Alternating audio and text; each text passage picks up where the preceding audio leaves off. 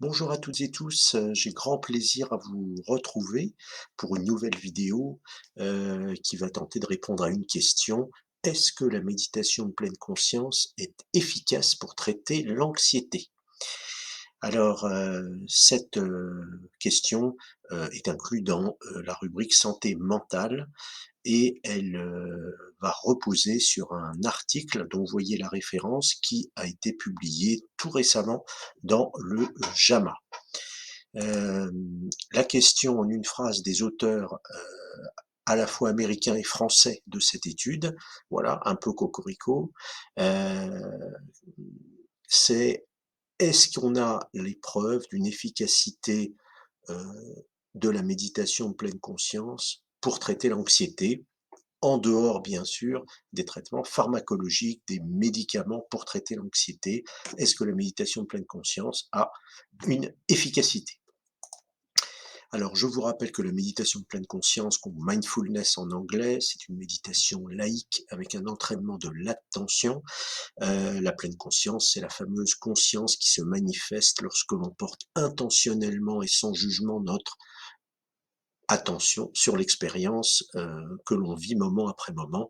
C'est la définition qu'en donne John Kabat-Zinn. Alors, le programme MBSR, qu'est-ce que c'est? C'est le programme de réduction du stress basé sur la pleine conscience, qui est un programme de 8 semaines et dont les bienfaits ont été démontrés sur la réduction du stress, sur la dépression, sur la meilleure gestion des douleurs chroniques, sur l'amélioration des troubles du sommeil, mais quid de l'anxiété? Alors l'anxiété était quand même un phénomène important puisqu'il peut toucher entre 15 et 20 des personnes. Cette anxiété est variable. Il peut s'agir d'une anxiété passagère, mais aussi, il peut s'agir d'une anxiété généralisée. Il peut s'agir également de troubles dits troubles paniques, hein, la fameuse crise de panique. Il peut s'agir également de phobie ou d'une anxiété sociale. Donc les troubles anxieux sont quand même vastes et sont très fréquents. Heu, alors en fait, cet, article que je vous cite, est une deuxième partie d'un article important qui a été publié en janvier 2023, dont vous voyez les références en petit, ici, en dessous la figure et c'était une étude, randomisée de non-infériorité qui avait été publiée en 2023 et qui avait comparé le programme MBSR à l'escitalopram, donc un traitement classique de l'anxiété, qui est le traitement de référence, hein, et qu'on peut, avoir comme nom commercial, Lexapro, Cipralex, Cipralexa ou Séroplex. Donc c'est un médicament qui est classique dans le traitement de l'anxiété. Donc, cette étude randomisée de non-infériorité publiée en 2023 avait montré sur des critères cliniques une non-infériorité du programme MBSR versus l'escitalopram. Que qu'apporte cette nouvelle étude, dont je vous parle? Eh bien, c'est la même étude, mais avec d'autres, apports. Donc je reprends les bases de cette première étude. Sur 276 participants inclus, 208 ont terminé le protocole.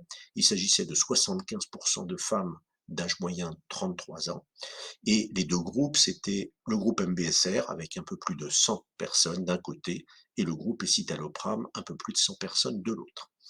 L'évaluation avait été faite avant l'intervention, à 2 mois, c'est-à-dire à la fin du programme MBSR qui dure 8 semaines, donc 2 mois, puis à 3 mois et à 6 mois. Et la particularité de cette nouvelle étude, c'est qu'elle concerne 4 critères pour les patients. C'est des critères patients, alors que les premiers critères de la première étude étaient des critères de, que les médecins avaient déterminés. Donc là, c'est des critères patients. C'est un score d'anxiété rempli par le patient, un score de dépression, un score de qualité de vie et le recueil des événements indésirables, des effets indésirables de d'un groupe et de l'autre, bien sûr. Donc le groupe MBSR d'un côté et le groupe médicaments de l'autre. Alors, que sont les résultats? Eh bien, il y a une différence significative à 4 semaines sur les scores d'anxiété rapportés par les patients et les scores de dépression en faveur du traitement médicamenteux. Mais, et ça c'est la donnée la plus importante, il n'y a pas de différence significative sur l'ensemble des scores à 8 semaines, à 2 mois et à 3 mois. Par contre, il y a moins d'effets indésirables dans le groupe MBSR, de l'ordre de 15%, et le principal, c'est une petite augmentation de l'anxiété, surtout au début, alors que pendant le traitement médicamenteux, 79% des patients rapportent des effets indésirables. Donc, Elisabeth Hogg, qui est la personne qui a conçu cette étude, nous dit que pris ensemble, ces résultats soutiennent l'application clinique du programme MBSR pour traiter les patients anxieux, avec des résultats similaires à la pharmacothérapie antidépressive et avec moins d'effets secondaires. Donc, on a une équivalence sur l'efficacité, mais avec moins d'effets secondaires. Donc, s'il y a une phrase clé à retenir de cette étude, c'est que le programme MBSR fait jeu égal avec les traitements médicamenteux pour traiter l'anxiété et est associé à moins d'effets indésirables. Vous pouvez également vous référer à mon programme de méditation en ligne qui permet de vous entraîner à la pratique de méditation régulière que vous pouvez trouver sur mon site coach-méditation.com si l'envie de pratiquer régulièrement la méditation vous dit.